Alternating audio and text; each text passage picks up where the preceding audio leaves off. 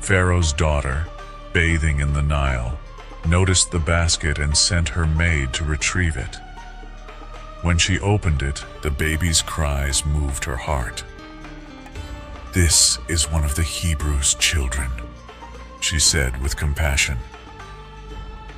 The child's sister approached and asked, "Shall I fetch a nurse from the Hebrew women to care for the child for you?"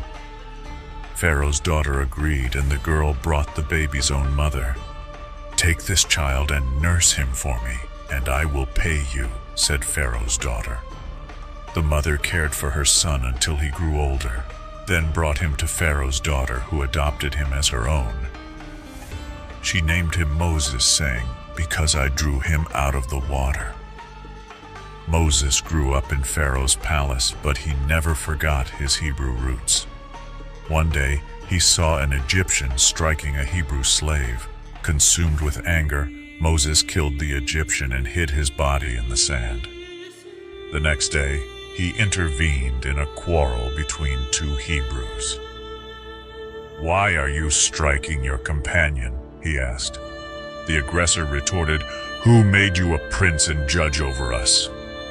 Are you thinking of killing me as you killed the Egyptian?" Realizing his actions were known, Moses fled Egypt, seeking refuge in the land of Midian. In Midian, Moses rested by a well, where he encountered the 7 daughters of Reuel, the priest of Midian. When shepherds tried to drive the women away, Moses defended them and watered their flock. Grateful, the women brought Moses to their father. "An Egyptian delivered us from the shepherds," they said. Reuel welcomed Moses, offering him hospitality, and later giving him his daughter Zipporah in marriage. Moses named their son Gershom, saying, "I have been a stranger in a strange land." Years passed, and the Israelites' suffering in Egypt deepened. Their cries of despair rose to God, who remembered his covenant with Abraham, Isaac, and Jacob. God looked upon the children of Israel with compassion, setting the stage for their deliverance. Moses, once a prince of Egypt and now a humble shepherd, tended the flock of Jethro, his father-in-law, in the wilderness. He led the sheep far into the desert, arriving at the mountain of God, Mount Horeb. The landscape was desolate, with rugged rocks and silent sand stretching in every direction. As Moses watched over the flock, his eyes caught a strange sight: a bush ablaze with fire, yet not consumed by the flames. Curiosity stirred within him. "I will turn aside to see this great sight," he said to himself. "Why the bush is not burned." As Moses approached, a voice called out from the midst of the fire, "Moses, Moses." Startled, Moses replied, "Here I am." "Do not come any closer," the voice commanded. "Take off your sandals, for the place where you are standing is holy ground." The voice continued, full of power and reverence. "I am the God of your father, the God of Abraham, the God of Isaac, and the God of Jacob." Trembling with awe and fear, Moses hid his face, for he dared not look upon God. "I have surely seen the affliction of my people in Egypt," God declared. "I have heard their cries because of their taskmasters. I know their sorrows, and I have come down to deliver them out of the hand of the Egyptians, to bring them to a land flowing with milk and honey, the land of the Canaanites, the Hittites, the Amorites, the Perizzites, the Hivites, and the Jebusites. Now behold, the cry of the children of Israel has come to me, and I have seen the oppression with which the Egyptians oppress them. Come now, I will send you to Pharaoh, that you may bring my people, the children of Israel, out of Egypt." Moses, overwhelmed, stammered, Who am I that I should go to Pharaoh and bring the children of Israel out of Egypt?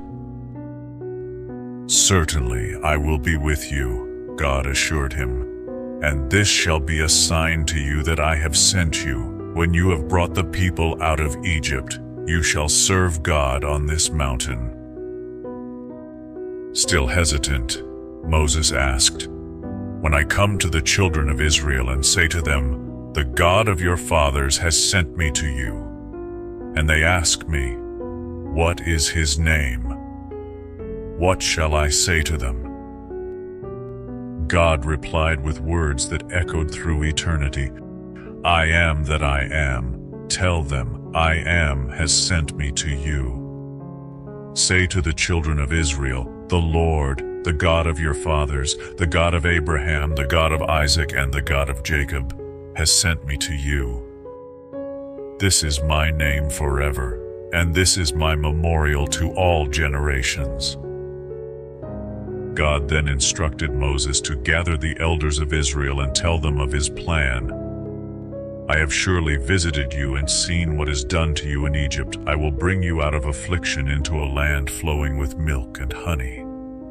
The elders will heed your voice, and together you shall go to Pharaoh and say, The Lord, the God of the Hebrews, has met with us. Now let us go 3 days' journey into the wilderness to sacrifice to the Lord our God. But Pharaoh will not let you go unless compelled by a mighty hand.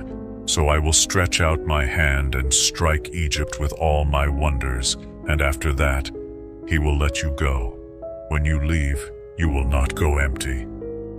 The women shall ask their neighbors for silver, gold, and clothing, and you shall plunder the Egyptians. Moses, still reluctant, protested, But they will not believe me or listen to my voice. They will say, The Lord has not appeared to you. God asked, What is that in your hand? A staff, Moses replied. Cast it on the ground, God commanded.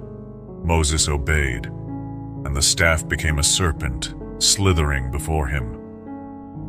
Moses recoiled in fear. Take it by the tail, God said. When Moses grasped it, the serpent became a staff again.